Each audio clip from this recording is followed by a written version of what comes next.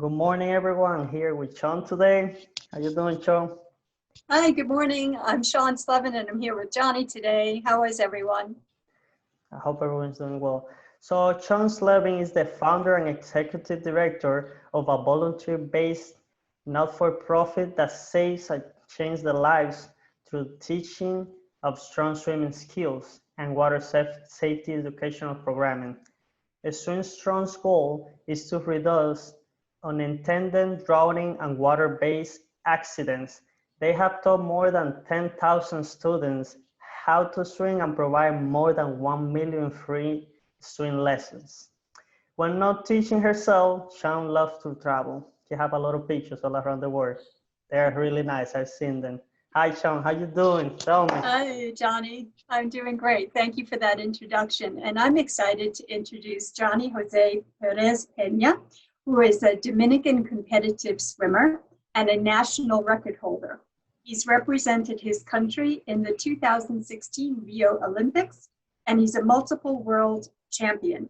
When he's not at the pool, he likes to spend his free time reading, painting, and working on some pretty cool business ideas. He's also very passionate about helping, and particularly he wants to have his own foundation one day that might help underserved children back in his home, the Dominican Republic.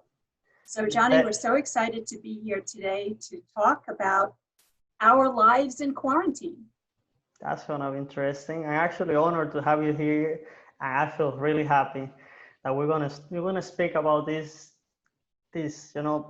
this topic that everyone is going through right now, all around the world. This is not just something like just us. It's everyone right now.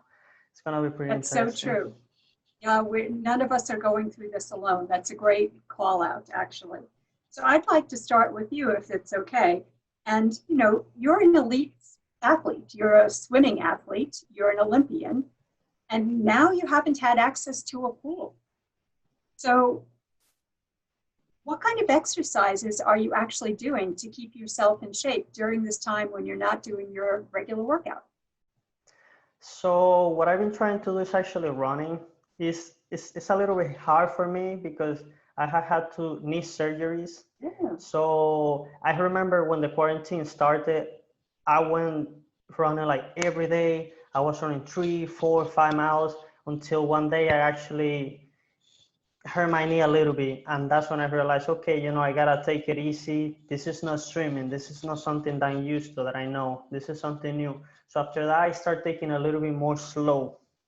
I start taking like pace. So now I actually go running, but I will take a timer. So I run for a minute, then I walk for a minute. Run for 2 minutes, walk for 2 minutes.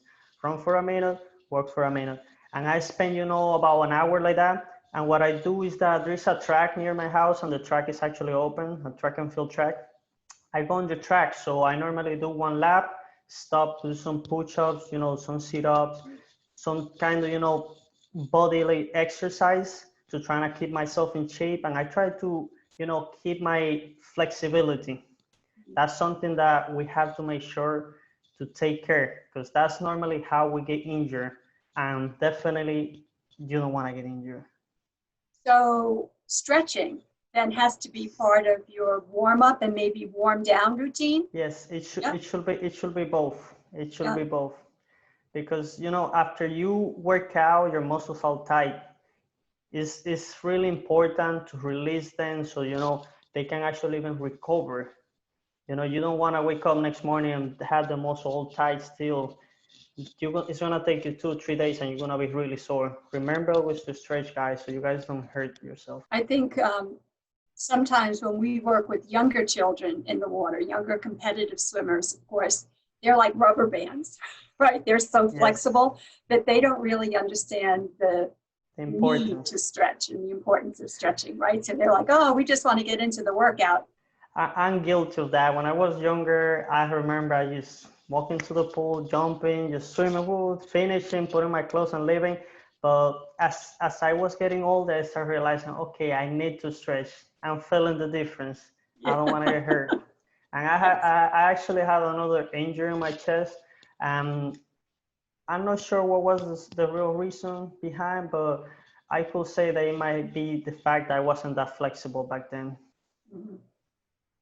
Yeah, very important, the stretching. Things that we discover, right, as we age and mature, and our experiences give us different perspective. I think So, aging is a process of learning. yes, amen to that. So how are you keeping yourself motivated through this quarantine, this lockdown period, such a different life we have now? So what I've been trying to do is think like, okay, I know everything is going on is really hard, but I'm not trying to see to the bad side, to this, the hard part. I'm trying to be, you know what, maybe it was destiny for me to have all this free time now. I should take this free time and use it on my advantage. Now I have maybe, 3 more months, a whole year to practice more to the Olympics. Maybe it's not on the pool, but I can train pro in my mind. So that's how I'm trying to keep myself motivated, thinking that the goal is still there. That's how I'm pushing, and every day just thinking about that. And at the same time, when you have a purpose, guys, find your purpose and apply it in everything that you do. When you have a purpose, that's the thing they always gonna keep you going. No matter what happens, you're gonna think on that purpose, that person, whoever is pushing you, and that always gonna motivate you. So am I hearing a little bit that, pardon me, purpose is certainly as important, if maybe not more important, than the goals themselves, because the goals may shift, but your purpose remains firm. Yeah? I would say that the goal is the direction that you're gonna take, and the purpose is what's gonna drive you there. Okay, great. Thank you for that. And so, how then do you tackle the challenge around balancing both your physical and your mental health?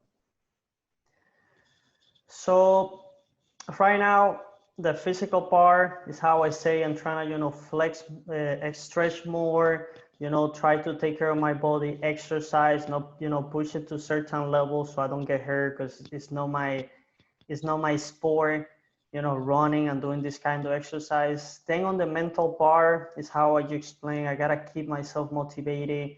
I gotta keep myself thinking positive, not shift to the sad part, negative part, start, just going. If you go that way, even your physical part is gonna go that way.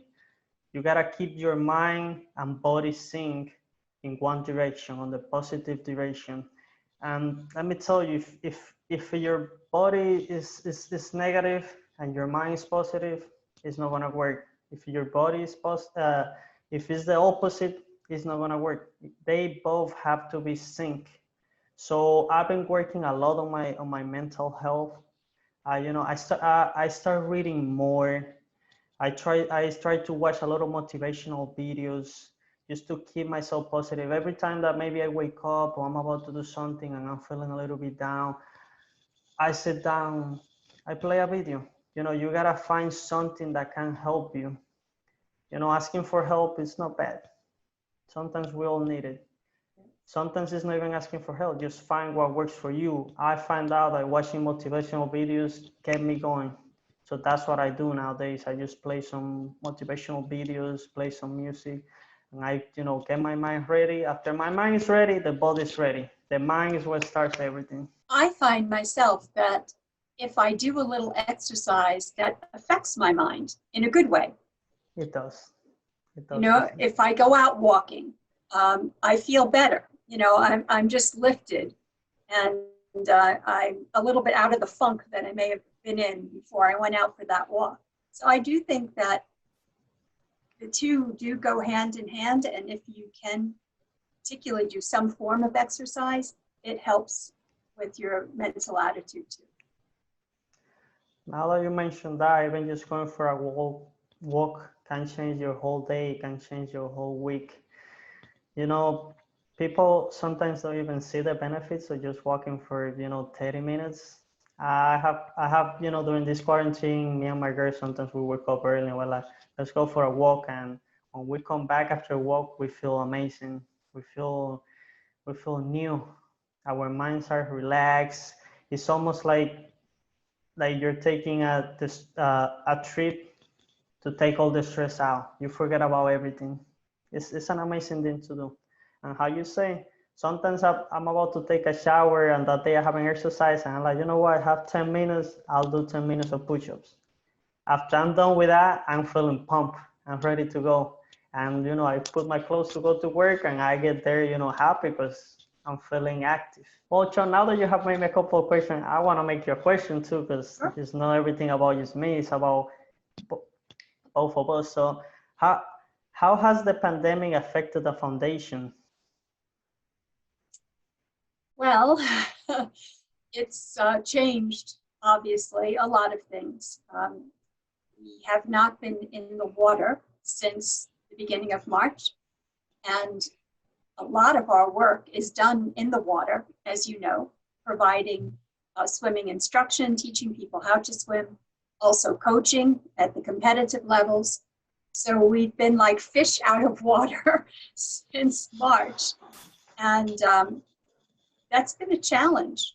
I've tried to stay connected with our extended family, our coaching staff and our participants, and even people who are not participating in current programs that we may have in the past, just to provide information as I know it on what's happening as it relates to the pandemic, as it relates to Swim Strong, tips that I may have gathered from other people as to how they're getting through these uncertain times. It's tough. You know, I don't think anybody that I know certainly doesn't know someone that has been impacted by COVID-19. You're definitely right about that. Even in our own family, our family of coaches, for example, we've had a number of them come down with the virus. Fortunately, they have all recovered. I'm But my heart, I'm glad to know they've recovered because it's yes, something tough that you never know how it's going to end. and my heart goes out to those families who've lost loved ones to this disease, because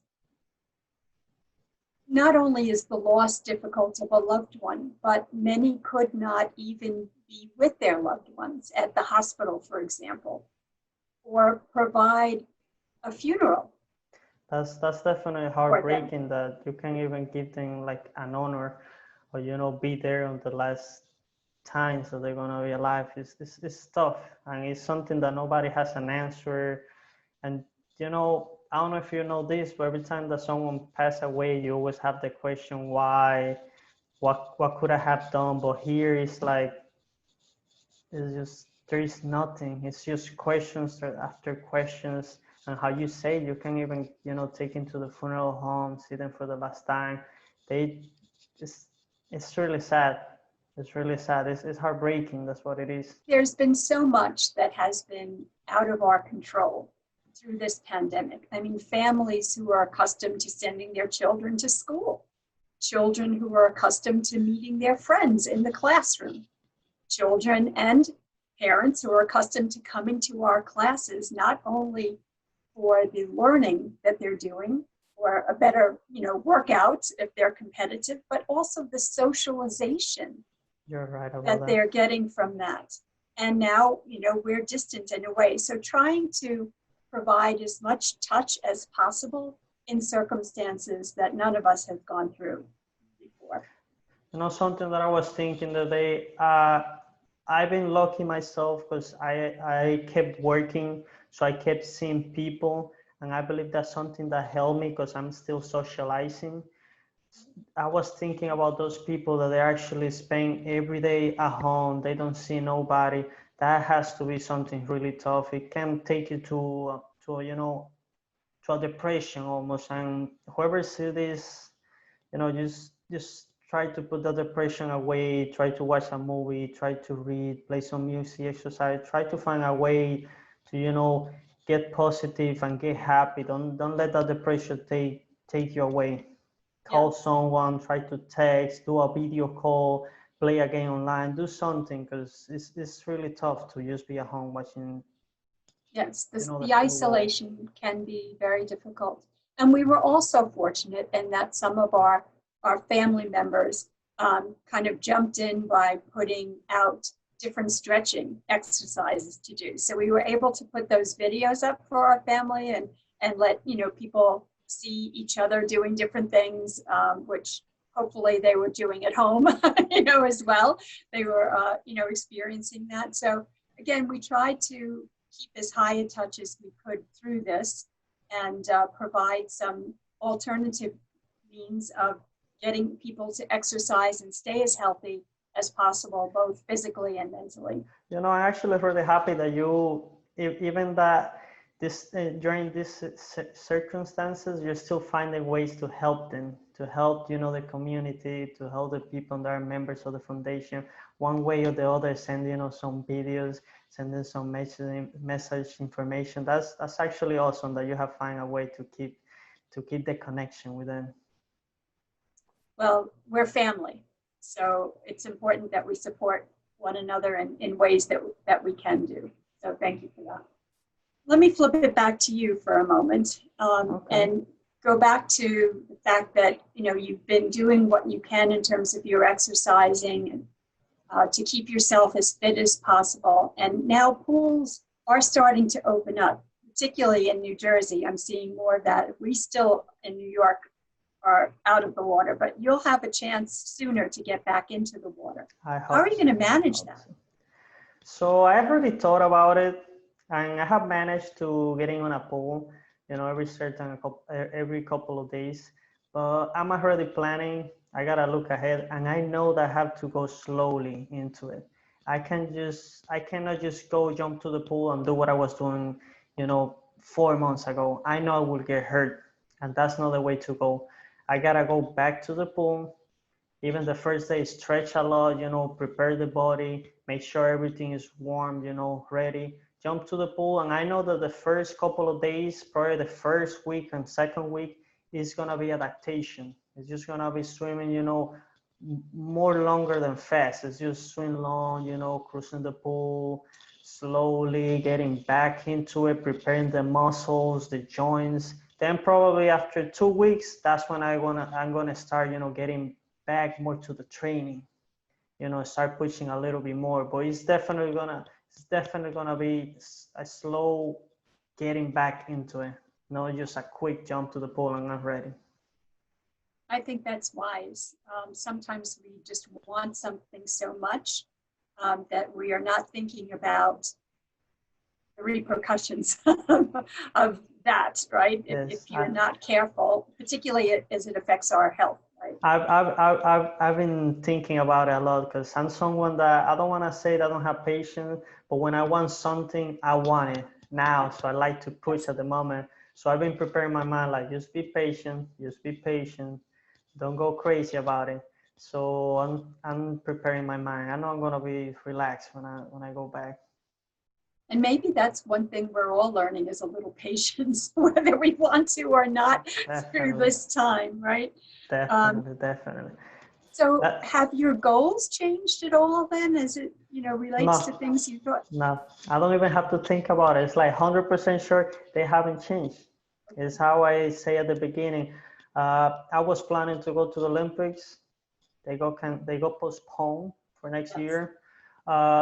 In my mind, the first thing that I thought is, well, I have 1 more year to train. My goals never change. It don't matter if they postpone it for 2022. It's not gonna change. I wanna go to the next Olympics, and that's what I'm gonna do. That's it, period. I'm gonna keep my mind positive again, and that's the goal, and that's what I'm going for. Of course, I kind of added new goals to it. I could say I'm trying to, you know, help more, you know, be more human. You know, after seeing everything that's going on, you start realizing, wow, you know, we all are the same. We all are human. We all are one, but we're kind of fighting each other for no reason. I think it's time to just become one, to unitize, you know. So that's a new goal. I'm just trying to be more, you know, more helpful. But definitely the main goal that was going to the Olympics, still there. Hasn't changed at all. Well, we're cheering you on, Jhonny. Thank you so much. I'm happy to know that. When I get there, I'll think about you. How do you stay relevant when unable to deliver programming? Yeah, so as I said, traditionally people know us more for our in-water work, right? That we're either teaching the swimming skills or we're coaching competitive swimmers to be better competitive swimmers. But actually 2 years ago, we started what I'll call dry side training that speaks to water safety. And it speaks to the danger and the nature of different bodies of water. And the programming, we called it Know Before You Go. So when I looked at New York City and realized that in the area there were 9.5 million people, how could we help everybody learn to swim? Well, at least in my lifetime, that would probably not be a realistic goal. But we can help people understand how to be safe in and around the water. Because what has been happening over the years is that we lose anywhere from 12 to 15, 18 people a year due to drownings on our beaches. Predominantly when the lifeguards are not there, people are swimming on their own and they get in trouble and then we have a tragedy. I think if people understood the danger and the nature of different bodies of water and what would be happening at different times of year that might be not obvious, then they would make better decisions that would keep them safe in and around that water. And that is our goal. So even during the pandemic, I did some of that training with 1 or 2 schools, actually put this program on remotely. And in the back of my head, I had always realized that the technology is the way to go to amplify this message, to be able to get this programming to more schools, more organizations, more people, just more people. So we've been working very hard at transforming the in-person presentation to an online presentation. And actually, we're going to have 4, if not 5 products as a result of this by the end of the summer. So I'm really excited about that. And you know, I'm not a big technology person, so this was a little bit of anxiety producing on my end to do this, but I've got some great partners who are helping, and we already have 1 product ready to launch for summer programming that may be going on. It's called A Conversation About Water Safety, and it's myself and 5 of my former students who are now lifeguards, instructors, and all in college, and they are kind of taking my programming forward. And I'll ask questions, or maybe I'll expand on a point or two, but it's about an hour, and we had a ball doing it, and we're getting some great feedback. So, you know, that's available for a nominal cost to organizations to really start spreading the word, again, helping people be safe in and around the water. That's actually excellent. And you're actually on the point on the virtual side. You know, nowadays everything is actually online, everything is virtual, everyone has a smartphone, everyone is watching a TV. People rather, you know, watch a video or talk to someone through the video camera, through the phone, actually sometimes going to the place. So you're actually updating. And it's amazing how, you know, the quarantine came and you're actually coming out stronger with new stuff, and your reach is going to be even bigger now, because maybe someone couldn't travel to you, you know, the location where you're having the education. Now they can actually be from home watching it. That's actually awesome. That's really amazing. And you're right about educating about the water, because a lot of the times people that actually drown, sometimes they know how to swim. Is that They are overconfident and they're like, okay, you know, I'm gonna go swimming. They go too deep, and you know, that's when they find themselves on a bad spot and they can't get out. So that's actually something really good that you're teaching about the education of the water and the risks about it. And even myself, I want to mention, many years ago when I was a little bit younger, I already knew how to swim. So I went to a river in the Dominican Republic. I was, you know, in the river, everything's fine. And let me tell you, something just sucked me into the water, and I actually thought I was going to die. It was really scary.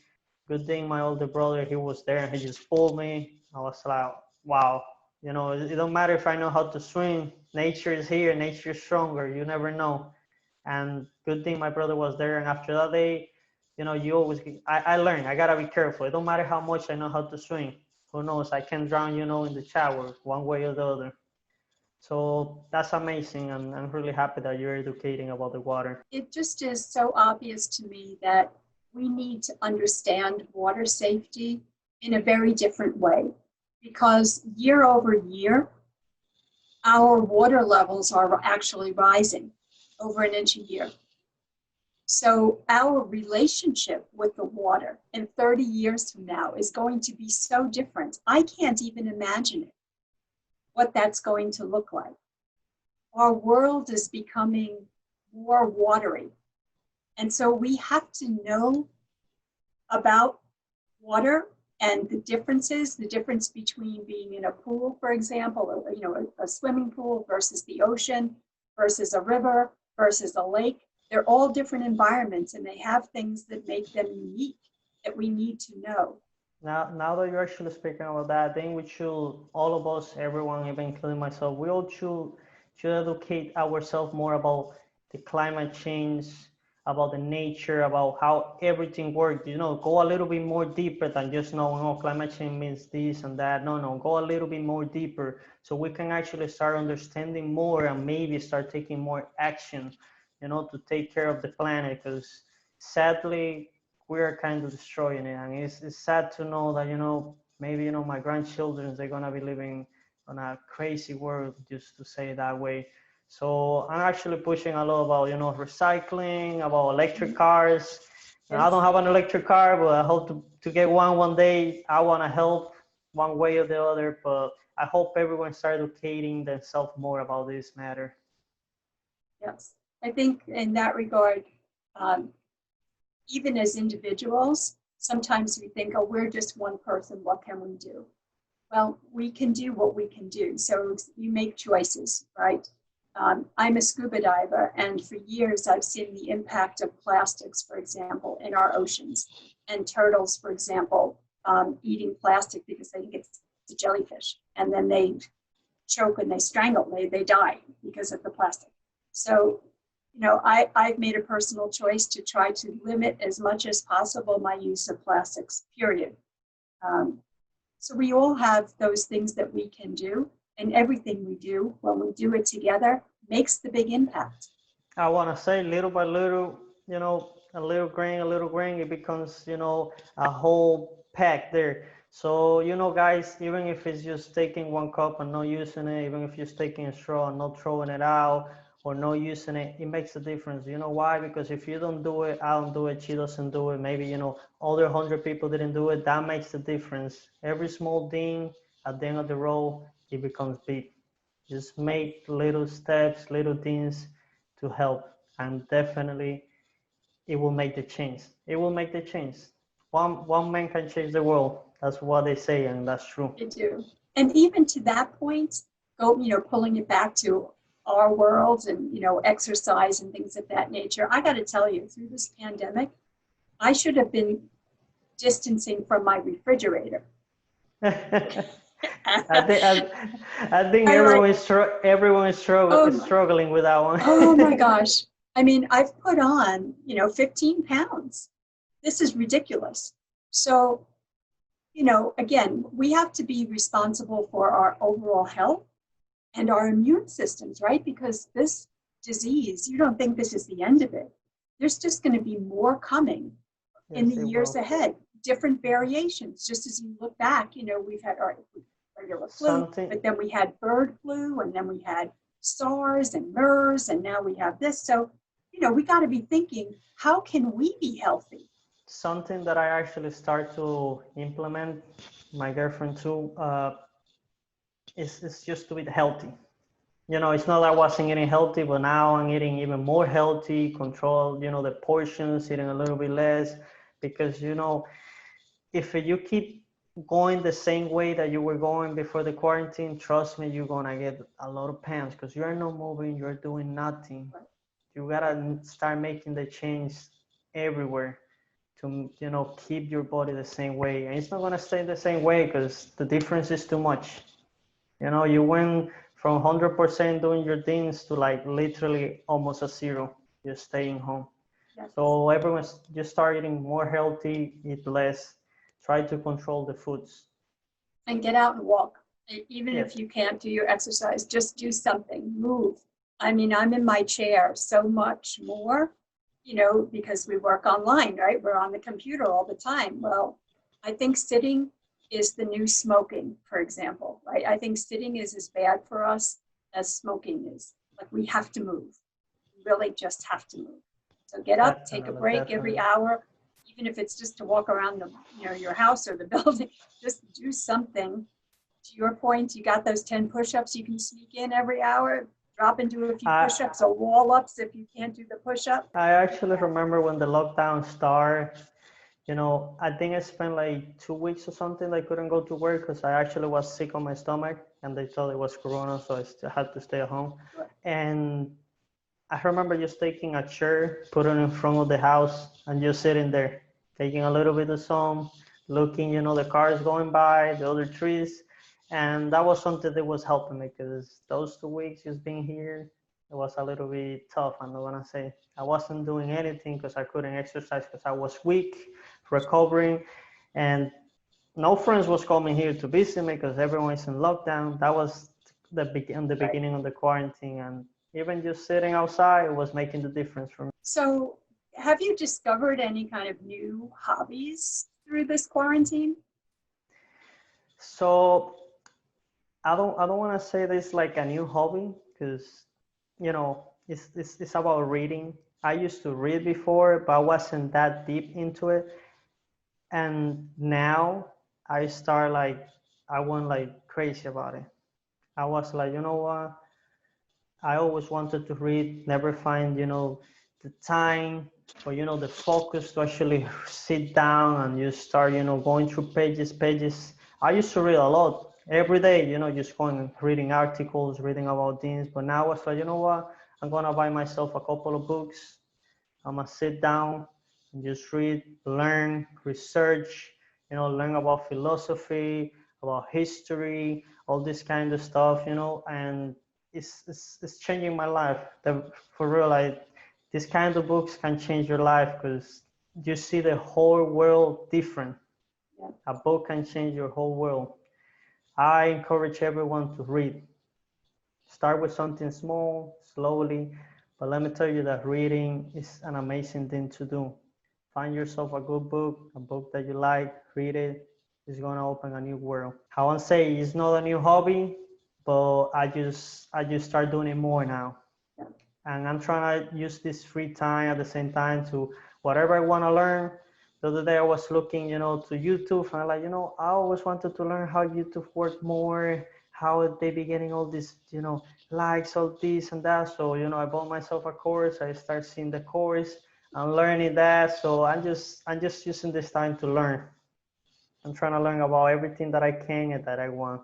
So everyone, you probably were thinking, oh, I never had time to learn this, to do that. Now you have all the time in the world because you have nothing else to do to be at home. So take this time, or take advantage of this time. Learn what you wanted to learn. Just sit there and do what you want to do because this is the moment. When everything opens back, you're going to start being busy again, running around.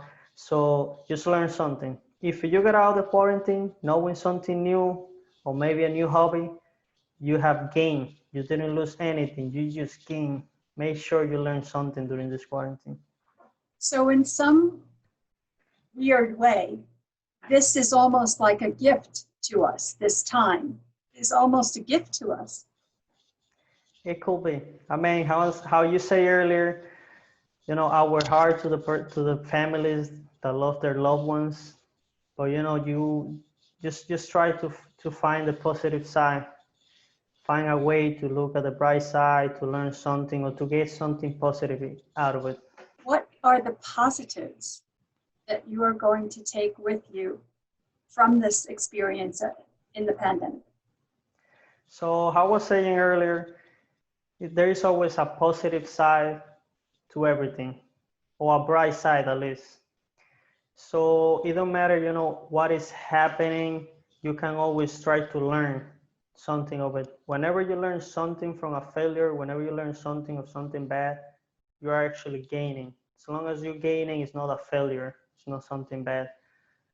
I'm sorry for all the families, and my heart goes to them that they lost their loved ones. But always try to keep yourself positive. At the same time, I learned to, I don't want to say put my emotions to the side, but think more with my head, not with my emotions, so I take the right decisions. You know, it don't matter if it's painful, you know, if you're angry, even if it's, you know, something that's making you too happy, don't take, you know, don't just go ahead and jump. That's when you actually gotta, you know, stop, think from the soul, think from your head, what you really want, what is really important for you. So then you take the decision and you go on the right path, on the right direction. So whenever I get out this quarantine, I'm not trying to, you know, just get distracted by the whole world. I'm trying to just keep the focus that I have now, you know, do everything that I'm doing, but keep the same focus and know what is my purpose and goal. And at the same time, there's always a bright side. No matter what happens, look for the bright side. Now that you made me that question, and we were talking about, you know, living during this quarantine, I want to make you the same question. What positive will... So on a simple basis, washing my hands. I think back so many things that my grandmother taught me as a child and my mom taught me as a child. You know, it was always, did you wash your hands? Wash your hands. And like many people, you know, you'd run your fingers under the water. That was considered washing your hands. No. Now we're like scrubbing our hands like a surgical team, right? Getting ready to perform an operation. Definitely everyone is being more clean nowadays. Definitely. So our personal hygiene, you know, and my own too, I think will be better. And I hope to take that positive with me, because these simple things really do impact our health, right? And the other thing that, you know, my grandmother would say is, your health is your wealth. And of course, when I was young, I'm invincible. So that's poo-poo.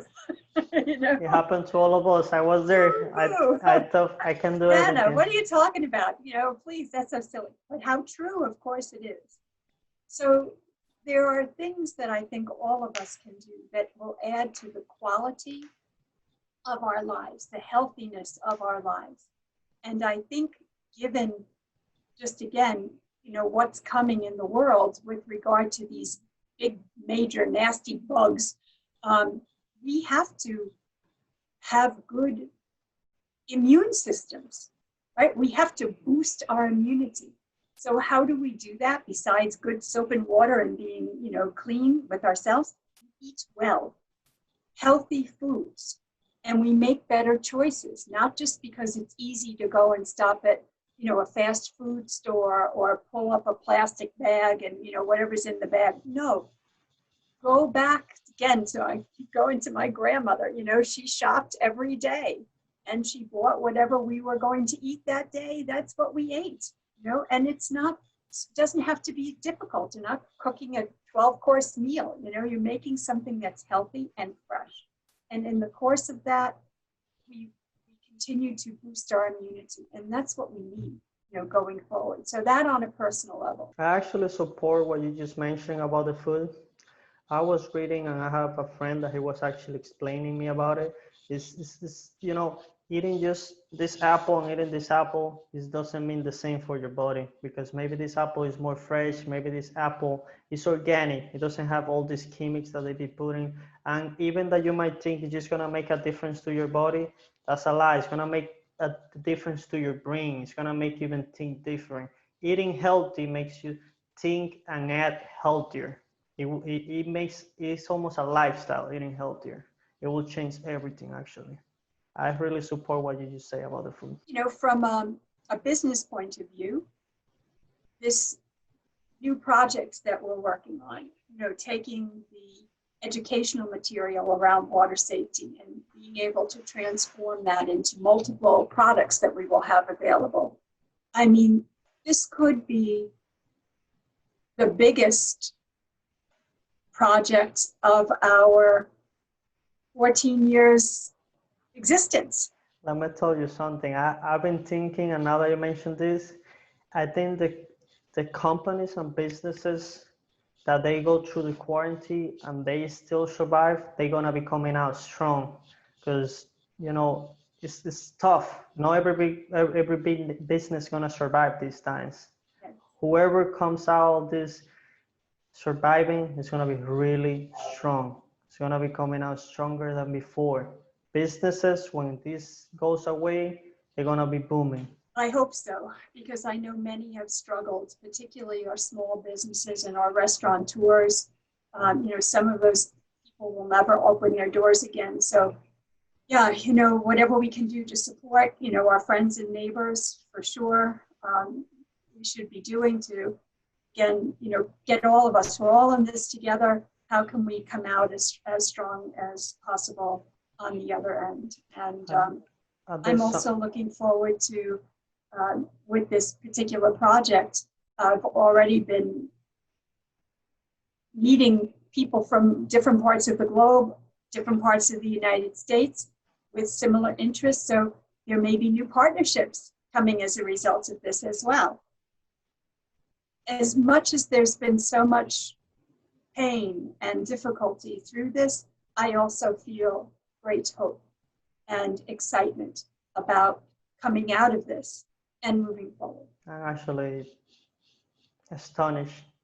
This is good because it's how I say earlier, you're coming out way stronger of this mentally, maybe not physically, of course, but on the business side, on your emotion side, and that's good that you have found a way to keep yourself positive and even upgrade yourself. That's something that I hope a lot of people can do. It's gonna be hard, but I hope most of you guys find a way to do it. I wish everyone could do it. For real, find something to do, something to learn, keep yourself positive. And I think that's a great way to end our conversation, Jhonny. You summed it up beautifully. So I want to say thank you for spending some time with me this morning, and maybe we'll have a chance to do this again in another couple of months and see where we are on our journeys. I'm actually really, again, I'm honored that you gave me the time, that we're here doing this together. This makes me really happy. I hope, this can help some people feel better and motivate you guys. And at the same time, I hope, how you say, that we're gonna do this in a couple of months, but when we do in a couple of months, we're actually in the same room together, laughing. I hope so. Again, I love you all. My heart to everyone. Big hugs and stay positive. You all can do it. Bye.